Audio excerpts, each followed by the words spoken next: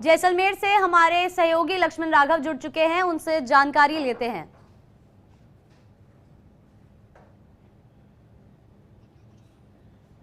क्या कुछ हो रहा है वहां पर अभी, क्या अपडेट है जैसलमेर से लक्ष्मण?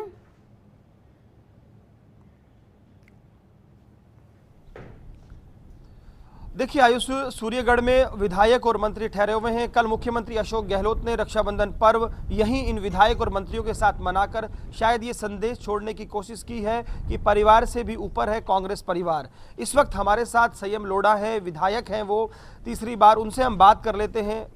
बोल्ड स्टेटमेंट्स के लिए जाने जाते हैं, तो सबसे पहले हम उनसे समझते हैं कल मुख्यमंत्री का रहना क्या कोई संदेश था, या रक्षा सूत्र बांधने तक की बात थी, या एकता का सूत्र भी बांधने की कोशिश थी? नहीं, कोई सूत्र का गणित आप इसमें मत देखिए, सारे एक हैं और एक मिशन के लिए एक है। और त्यौहार में सभी विधायकगण अपने परिवार से दूर है, तो अच्छा है हमारे राजनीतिक परिवार के मुखिया के हम साथ रहे, हमारा सौभाग्य है।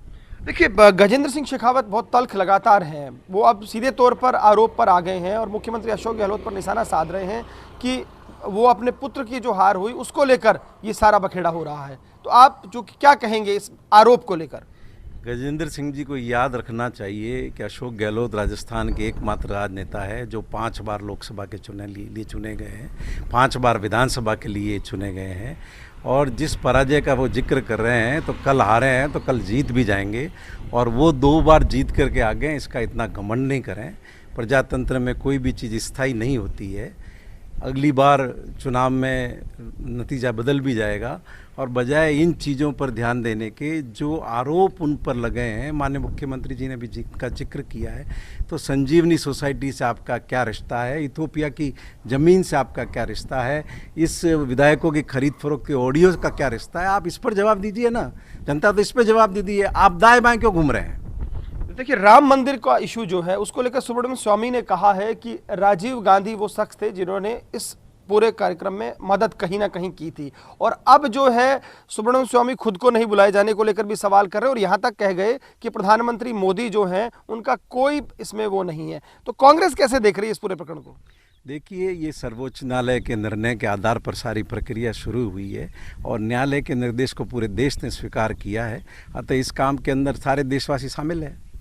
एक चीज़ और, यहाँ जब हम बात करते हैं आंकड़ों की तो ये बहुत सारे सवाल उठ रहे हैं और ये कहा जा रहा है कि वसुंधरा राजे को लेकर बहुत सारी बातें हो रही हैं। कल बयान एक और आया कि चुप्पी बहुत कुछ कहती है, वसुंधरा राजे ने भी लगातार ट्वीट किए हैं। तो ये भाजपा के भीतर, कांग्रेस की इनफाइट के बीच भाजपा के भीतर जो चल रहा है उस पर कुछ कहना चाहेंगे आप?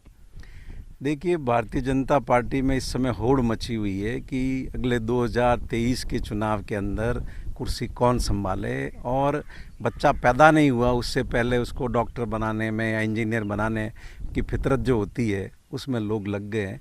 और इसी तरह का दृश्य भारतीय जनता पार्टी में अभी सभी देख रहे हैं कि आधा दर्जन मुख्यमंत्री के दावेदार अभी से हो गए हैं।